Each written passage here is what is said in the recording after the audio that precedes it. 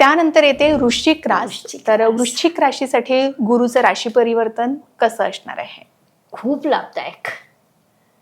कारण गुरुदेव हे वृश्चिक राशीसाठी पंचमेश आहे. ते पंचमाच्या पंचमात जाणार आहे आणि भाग्यस्थानात जाणार आहे.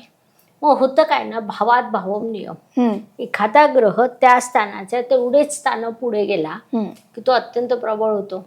मग पंचमेश पंचमाच्या पंचमात गेला की प्रबळ झाला. बरोबर. भाग्यस्थानात गेला अजून प्रबळ झाला.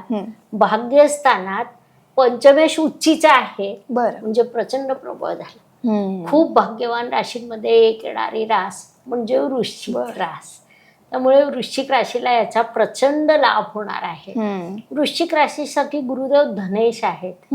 धन देणारा, कुटुंब सांभाळणारा ग्रह म्हणजे गुरु.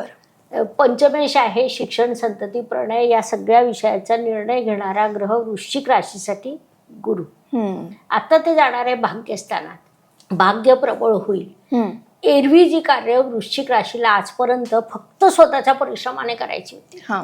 सकाळ झाली की झोपेतून डोळे उघडता उघडता वृश्चिक रास नियोजन करत होती, मी आज काय काय काम करायचं आहे, इथे जाईल तिथे जाईल, हे करेल ते करेल, असं सगळं त्यांचं नियोजन सुरू असायचं.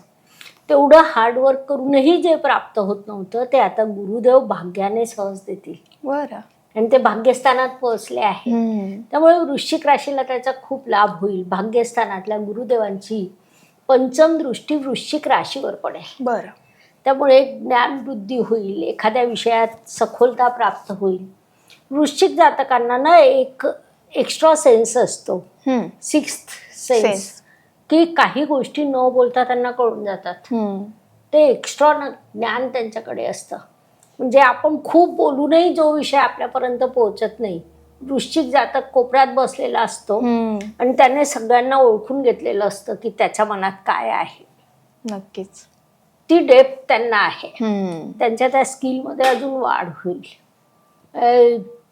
भाग्यस्थानातल्या गुरुदेवांची सप्तम दृष्टी वृश्चिक राशीच्या तृतीय स्थानावर जाईल. बरं. परिश्रम वाढतील, प्रवास वाढेल. प्रवासात एखादी अशी व्यक्ती भेटेल की जिच्या ओळखीने यांचं कार्य समृद्धीला जाईल.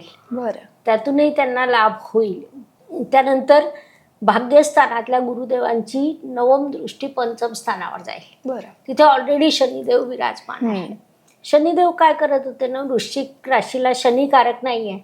मग ते काय करायचे की शिक्षणात विलंब, संततीत विलंब, मैत्रीत विलंब, अडथळे अडचणी असं सगळ्यात सुरू होतं.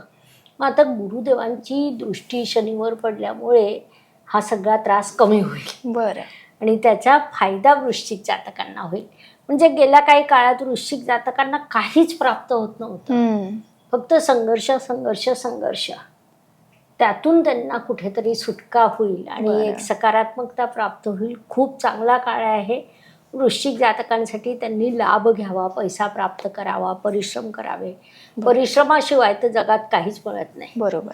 आता तुमचे कितीही योग असले तरी जोपर्यंत तुम्ही परिश्रम करणार नाही तोपर्यंत तुम्हाला ते प्राप्त होणार नाही. आणि अशा अनेक कथा आपण वाचतो, आपल्या पुराणात वाचतो की रस्त्याने चालताना पायाला खडे टोचतात. तर जर तुम्ही परिश्रम केले, खाली वाकून पाहिलं तर ते हिरे असू शकतात. बरोबर. पण तुम्ही दुर्लक्ष केलं, दगड टोचताय म्हणून बडबड करत पुढे गेला तर तुमची ती संधी जाते हातातली. म्हणजे योग तयार झाला होता पण तो तुम्ही कॅश केला. वृश्चिक जातकांसाठी खूप चांगले योग तयार होणार आहेत. ती अत्यंत परिश्रमी राशी आहे. या काळात अजून यशस्वी होईल.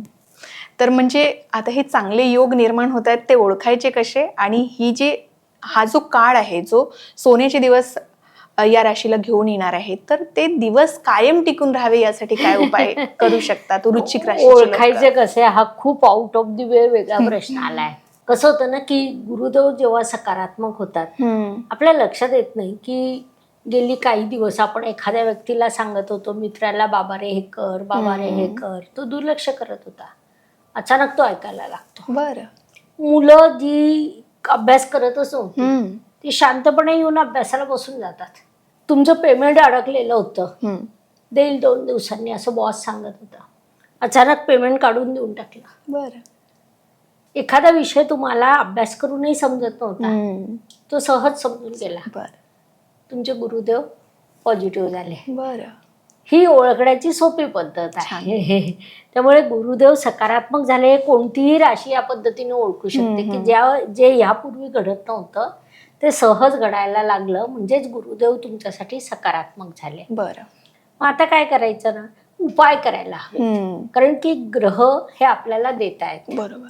मग आपण थँक्स म्हटलं पाहिजे, ती आपली संस्कृती आहे. नक्कीच. तर मग वृश्चिक जातकांनी काय करायचं, केळीचा प्रसाद घ्यायचा, वृद्ध व्यक्तींची सेवा करायची, मोठ्या व्यक्तींचा आदर करायचा. कारण वृश्चिक जातक ही निसर्ग कुंडलीच्या अष्टम स्थानात येते. ती इतरांना जेव्हा आदर देते तेव्हा यांची प्रगती सुरू होते. बरं.